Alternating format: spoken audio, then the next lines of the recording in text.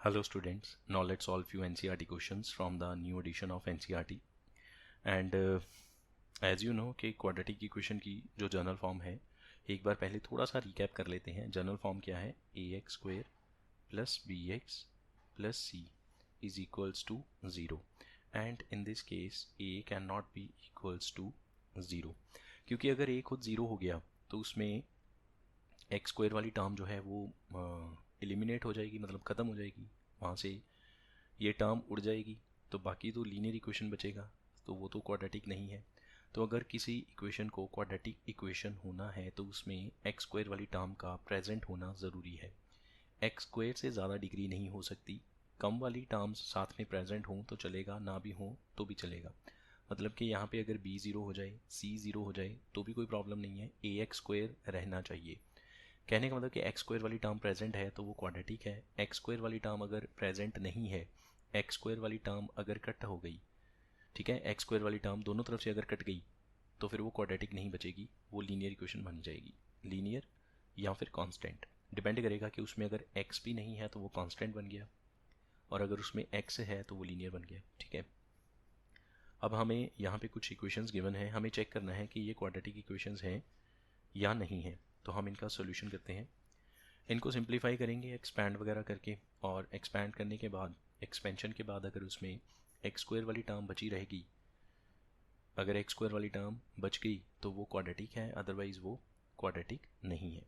तो इसको ओपन करते हैं, ये बनेगा x square plus one square plus two into a into b is equal to 2x minus 6। ये बन गया आपका x square plus one plus 2x, ये वाला 2x इसमें से माइनस और 6 इधर प्लस, 2x ने 2x को कट कर दिया, x square plus 7 is equal to 0। Now you can see इसमें स्क्वायर वाली टर्म है, x वाली टर्म नहीं है, तो x वाली टर्म हो या ना हो उससे कोई फ़र्क नहीं पड़ेगा, कांस्टेंट टर्म हो या ना हो उससे भी कोई फ़र्क नहीं पड़ेगा, स्क्वायर वाली टर्म का प्रेजेंट होना ज़रूरी है। तो इसमें स्क्वायर वाली टर्म प्रेजेंट है तो आंसर आएगा yes, it is a quadratic equation. लिख लेना आगे, it is a quadratic equation.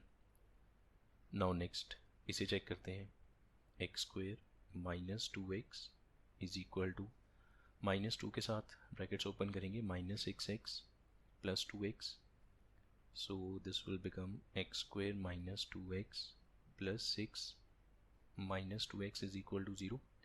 सारी टर्म्स को हमने एक तरफ किया तो ये बन गया x square minus 4x plus 6, minus two will become minus 4x। तो साफ नज़र आ रहा है ये क्वाड्रेटिक इक्वेशन है, yes it is a quadratic, because इसमें एक्स स्क्वायर वाली टर्म प्रेजेंट है एंड स्क्वायर वाली टर्म से ऊपर कोई टर्म नहीं है। Next x minus two into x plus one, brackets open करेंगे तो पहले इस एक्स को दोनों से करेंगे, ये बनेगा एक्स स्क्वायर प्लस 1x, फिर माइनस 2 को दोनों से करेंगे, minus 2x minus 2 is equal to, यहाँ पे x को दोनों से किया x square plus 3x, minus 1 को दोनों से किया माइनस x माइनस 3, ये एक्स स्क्वायर और ये एक्स स्क्वायर कट गया। ठीक है, ये बना माइनस x माइनस 2 और ये बन गया 2x माइनस 3, ये वाला माइनस 2x इधर आएगा, मतलब 2x माइनस हो गया, माइनस 2 अपनी जगह पे, 3 इधर आके प्लस हो गया, तो ये बना minus 3x plus 1 is equal to 0। So no, it is not a quadratic equation, because इसमें क्या हुआ, दोनों तरफ से एक्स स्क्वायर वाली टर्म कट गई। जब क्वाड्रेटिक टर्म बीच में है ही नहीं तो वो क्वाड्रेटिक इक्वेशन नहीं मानी जाएगी।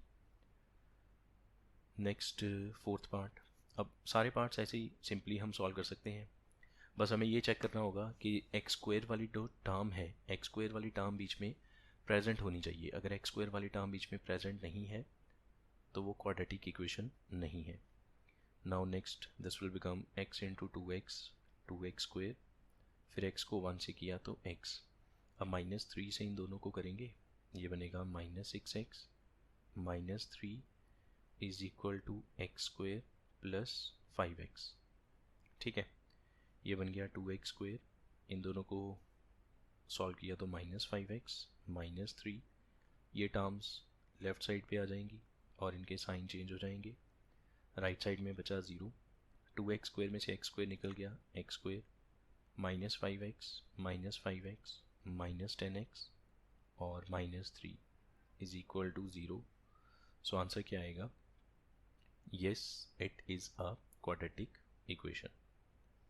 नेक्स्ट 5th, इसमें भी एग्जैक्टली सेम ब्रैकेट्स ओपन करेंगे। 2x को इन दोनों से किया, 2x² -6x, फिर -1 को करेंगे तो साइन चेंज हो जाएंगे, -x + 3 is equal to x को अब इन दोनों से किया, x² -x, 5 को किया तो 5x - 5। ठीक है, ये बना 2x², ये बन गया -7x और साथ में +3 इज इक्वल टू x², ये बना 4x - 5। सारी टर्म्स एक तरफ, तो यहाँ पे 2x² -7x +3, अब ये टर्म्स इधर आएंगी, -x² -4x +5 is equal to 0। अब 2x² में से x² निकल जाए तो x² -7x -4x -11x, 3 और 5 8 पॉजिटिव, तो answer is yes, it is quadratic because x² वाली टर्म इसमें प्रेजेंट है। Now next 6th part, x² + 3x + 1 is equal to x - 2 का होल स्क्वायर। तो इसमें भी हम क्या करेंगे, ये जो होल स्क्वायर वाली टर्म है इसको ओपन करेंगे और बाद में सारी टर्म्स को एक तरफ करेंगे। अगर x² बीच में से कट हो गया तो yes, it is a quadratic, otherwise not. ठीक है, so this will become x² + 3x + 1 is equal to x² + 2² - 2 × x × 2। Now you can see x² तो कट गया और कहीं भी x² नज़र नहीं आ रहा, तो इसका आंसर नो आ जाएगा। सिंप्लीफाई कर देते हैं थोड़ा और इसको, 3x + 1, 2 का स्क्वायर 4 - 4x, सारी टर्म्स एक तरफ, -4 + 4x is equal to 0। 3x और 4x टोटल हो गया 7x, 1 में से 4 निकल गया, -3 इज इक्वल टू 0। तो इसका आंसर क्या आएगा? नो, बिकॉज इसमें स्क्वायर वाली टर्म है ही नहीं। स्क्वायर वाली टर्म जो थी वो बैलेंस हो गई दोनों तरफ से, तो ये तो लीनियर है। देन नेक्स्ट, अच्छा अब इसमें a + b होल क्यूब का फार्मूला लगेगा, a + b होल क्यूब। तो फार्मूला लिख लीजिए, a³ + b³ + 3a² b + 3ab²। ठीक है, इसको अब करते हैं एक्सपैंड, तो this will become x³ + 2³ 3 × x² × 2 + 3 × x × 2²। ठीक है जी, a + b होल क्यूब का हमने फार्मूला अप्लाई किया, जिसमें a की जगह पे x आएगा और b की जगह पे 2 आ जाएगा। और यहाँ से ब्रैकेट्स ओपन करें, 2x को x² से किया 2x³ -2x को 1 से किया तो 2x। सो थोड़ा और सिंप्लीफाई, x³ + 8 + 6x² प्लस ये 2 का स्क्वायर 4 × 3 12x, और राइट साइड पे जो दो टर्म्स है दोनों इधर आ जाएंगी, -2x³ + 2x = 0। ठीक है, और सिंप्लीफिकेशन करते हैं, जो लाइक टर्म्स हैं वो आपस में प्लस माइनस हो जाएंगी। सो इन दिस केस एक क्यूब वाली टर्म यहाँ पे है, एक क्यूब वाली टर्म यहाँ पे है, दोनों आपस में प्लस माइनस हो जाएंगी। x³ में से 2x³ निकल गया, rest you will gate -x³ + 6x², 12 और 2 को ऐड करेंगे तो 14x + 8 = 0। तो इसमें देखो स्क्वायर वाली टर्म तो प्रेजेंट है, बट साथ में क्यूबिक टर्म भी है। एक वो वाली टर्म जिसके ऊपर x³ 3 है, दैट इज़ कॉल्ड x³। तो स्क्वायर वाली टर्म का प्रेजेंट होना ज़रूरी है, बट उससे ऊपर डिग्री, उससे ऊपर पावर वाली टर्म प्रेजेंट नहीं होनी चाहिए। तो यहाँ पे तो क्यूबिक टर्म प्रेजेंट है, so this is not a quadratic, this is cubic. तो आंसर क्या आएगा? No, it is not a quadratic. अब इसको भी एक्सपैंड करते हैं, एक्सपैंड करने के बाद ही पता चलेगा कि क्वाड्रेटिक है या क्यूबिक है।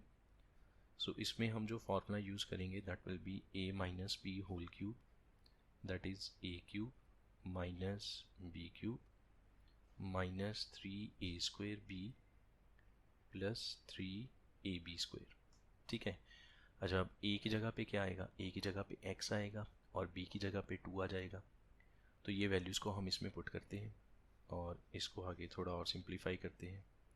x³ minus 4x² minus x plus 1 is equal to a³ minus b³ minus 3 into a² into b plus 3 into a into b²। Now you can see दोनों तरफ से x³ कट गया, rest you will get minus 4x² minus x plus 1, ये बना minus 8 और यहाँ पे 3 2 ज़ा 6x² और 2 2 ज़ा 4 3 ज़ा 12x। अब सारी टर्म्स को एक तरफ करेंगे, minus 4x² minus x plus 1,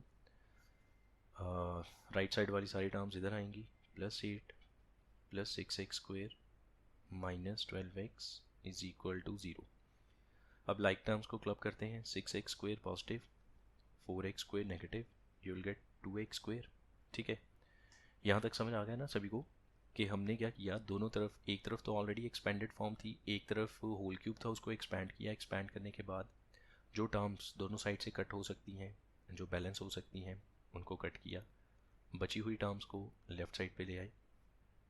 ये ऐसे बन गया x negative 12x negative, total हो गया माइनस 13x। 1 और 8 9 इज इक्वल टू 0। तो अब देखो इसमें दोनों तरफ, दोनों तरफ बोल दिया, देखो इसमें स्क्वायर वाली टर्म प्रेजेंट है और स्क्वायर वाली टर्म से ऊपर कोई भी पावर प्रेजेंट नहीं है। तो आंसर क्या आएगा, yes it is a quadratic equation. ठीक है।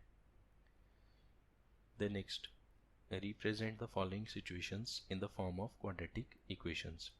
हमें इनको सॉल्व नहीं करना है, हमें इनका, जैसे कहते हैं ना क्वाड्रेटिक इक्वेशन को सॉल्व करो फिर उसमें से x की वैल्यू फाइंड आउट करो, हमें वो चीज़ नहीं करनी है। हमें सिर्फ इन जो हमें सिचुएशंस गिवन है, इन सिचुएशंस को हमने क्वाड्रेटिक इक्वेशंस की फॉर्म में रिप्रेजेंट करना है और वहीं पे छोड़ देना है। ठीक है, ये लिखा हुआ है 528 मीटर स्क्वायर, ये m2 नहीं है, ये मीटर स्क्वायर है। So this is metre square. Area of plot, कैसा प्लॉट है, rectangular plot, is 528 meters square. The length of plot is 1 more than twice the breadth.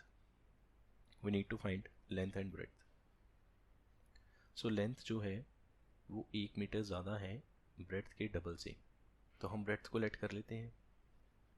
Let breadth is equal to x metre, therefore length is equal to, अब length breadth के साथ कैसे relate करेगी, breadth का twice मतलब 2x और उसमें एक ज़्यादा करना है, वन मोर मतलब 1 ऐड कर दो।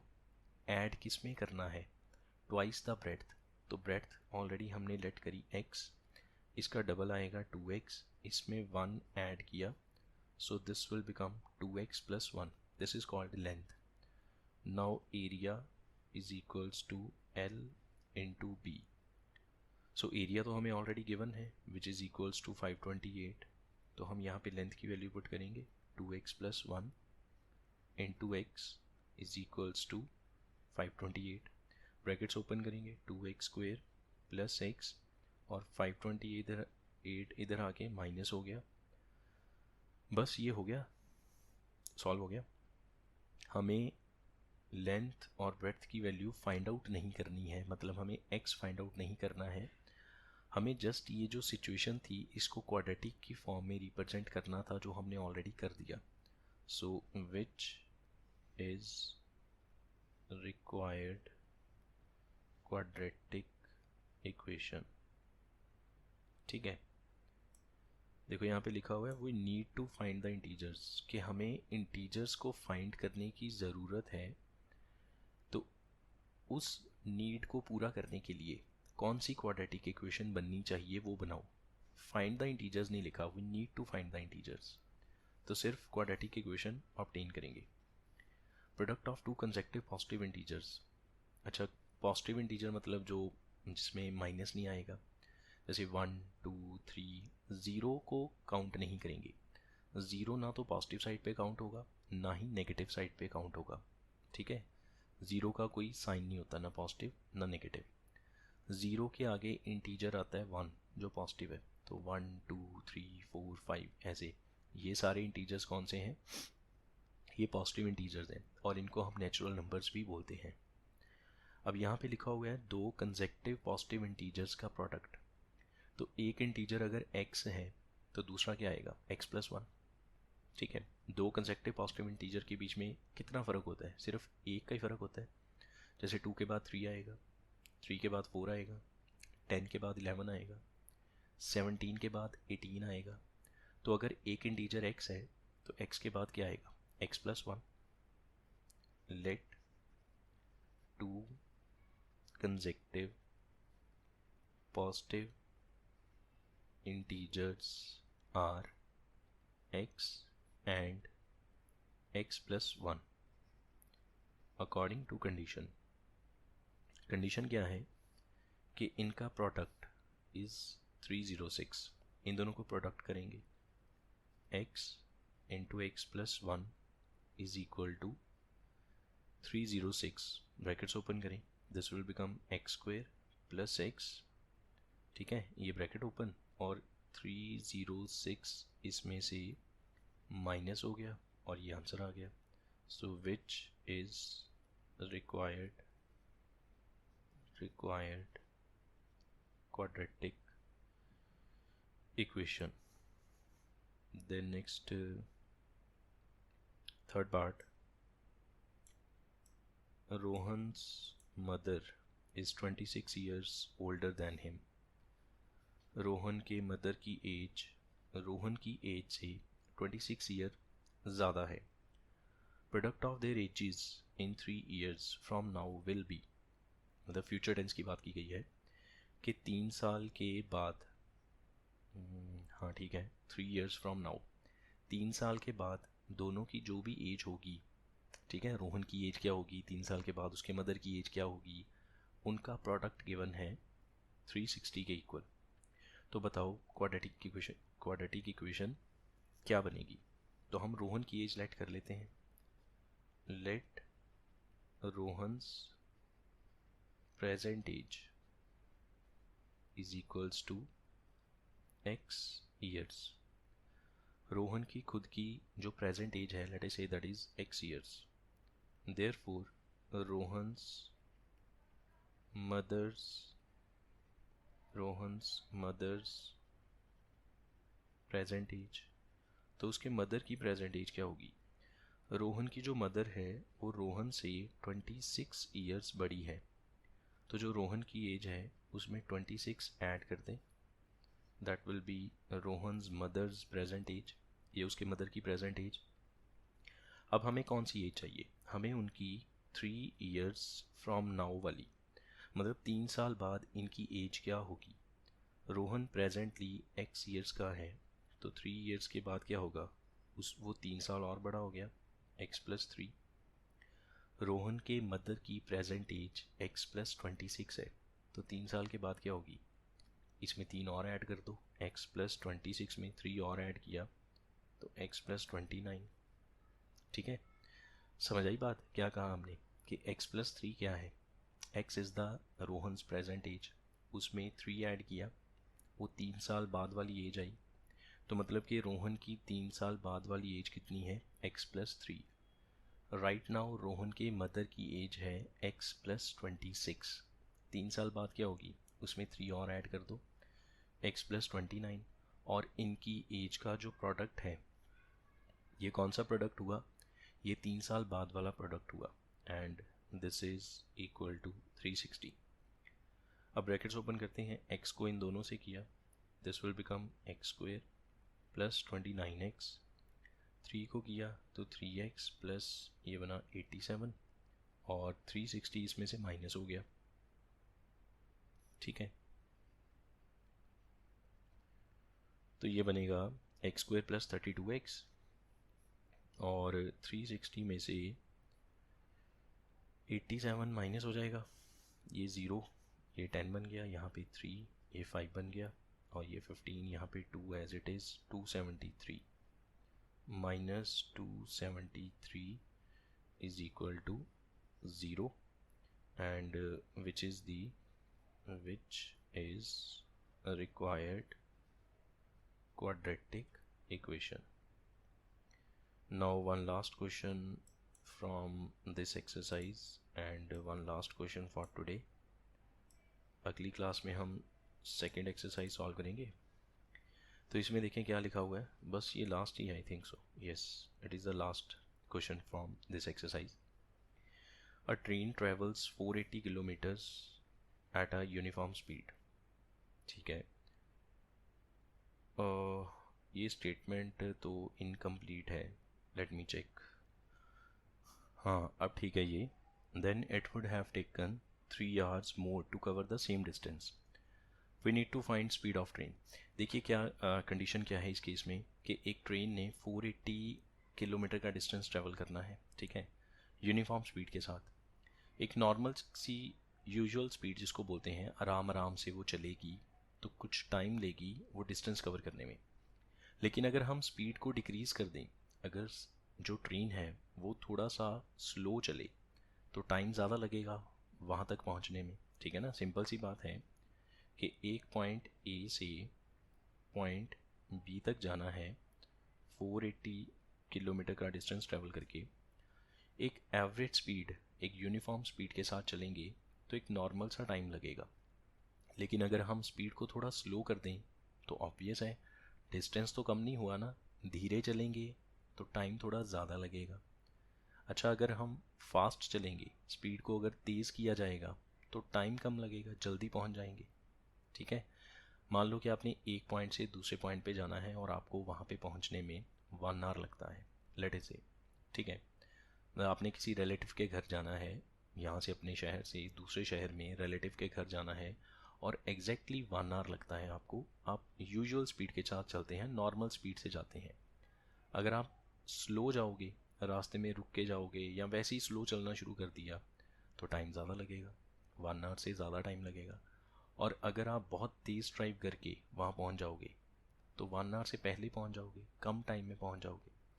तो कहने का मतलब ये है जब डिस्टेंस फिक्स्ड है, जब ऐसा गिवन हो कि डिस्टेंस चेंज नहीं होगा, स्पीड और टाइम ये दोनों आपस में इन्वर्सली प्रोपोर्शनल है, मतलब एक चीज़ को आप इंक्रीज़ करोगे तो दूसरी चीज़ डिक्रीज़ हो जाएगी। डिस्टेंस चेंज नहीं हो रहा, डिस्टेंस सेम है। आपने स्पीड को इंक्रीज़ किया, टाइम डिक्रीज़ हो जाएगा।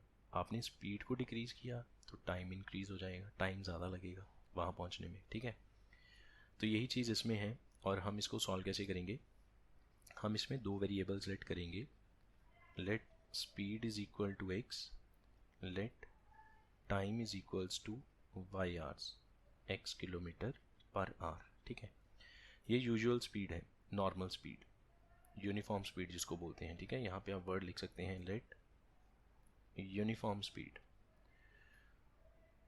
सो distance is equal to speed into time which is 480, ठीक है। डिस्टेंस कैलकुलेट करने का फॉर्मूला तो x into y is equals to 480, ये फर्स्ट इक्वेशन।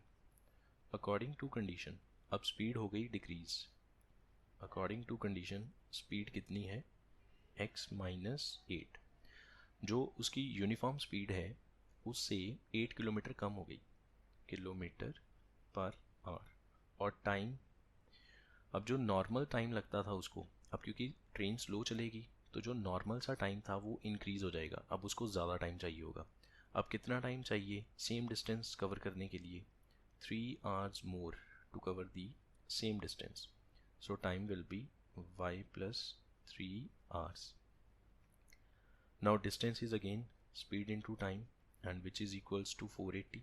अब स्पीड कौन सी है, x माइनस 8, और टाइम कौन सा है, y प्लस 3। तो ऐसे क्वेश्चंस को सॉल्व करने के लिए ये बात आप याद रखिएगा, आगे चल के भी बहुत सारे क्वेश्चन ऐसे आएंगे जिसमें स्पीड, टाइम और डिस्टेंस गिवन होगा, ठीक है। तो उसमें डिस्टेंस फिक्स रहेगा, एक पॉइंट से दूसरे पॉइंट पे जाना है, वहाँ पे जाने का जो डिस्टेंस है वो फिक्स्ड रहेगा। चेंज क्या होगा, स्पीड और टाइम। कभी स्टेटमेंट में लिखा होगा कि स्पीड को इंक्रीज़ किया तो टाइम डिक्रीज़ हो जाएगा, कभी लिखा होगा स्पीड को डिक्रीज़ किया तो टाइम इंक्रीज़ हो जाएगा। ऐसे दो चीज़ें चलेंगी, ठीक है। अब इसमें ब्रैकेट्स ओपन करेंगे, x into y plus 3x minus 8y minus 24 is equals to 480। तो एक्स वाई किसके इक्वल है? X y is equal to 480, 480 और एक्स वाई बैलेंस हो गया। बाकी क्या बचा?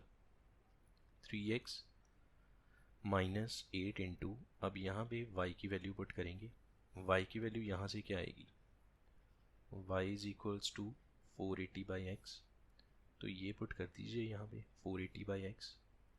सो this will become 3x minus 8 into 480, 8 into 480, 8 0 दा 0, 8 8 दा 64, 6 carry 3840 by x minus 24।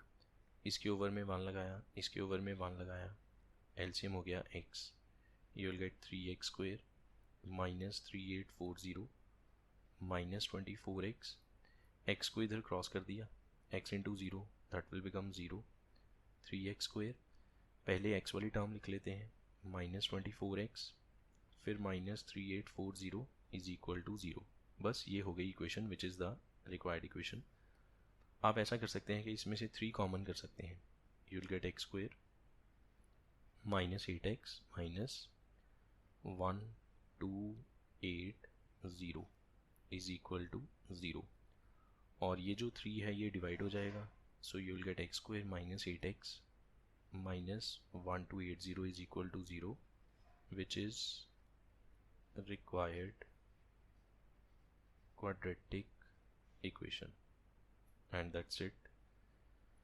This is the answer, and that's all for today.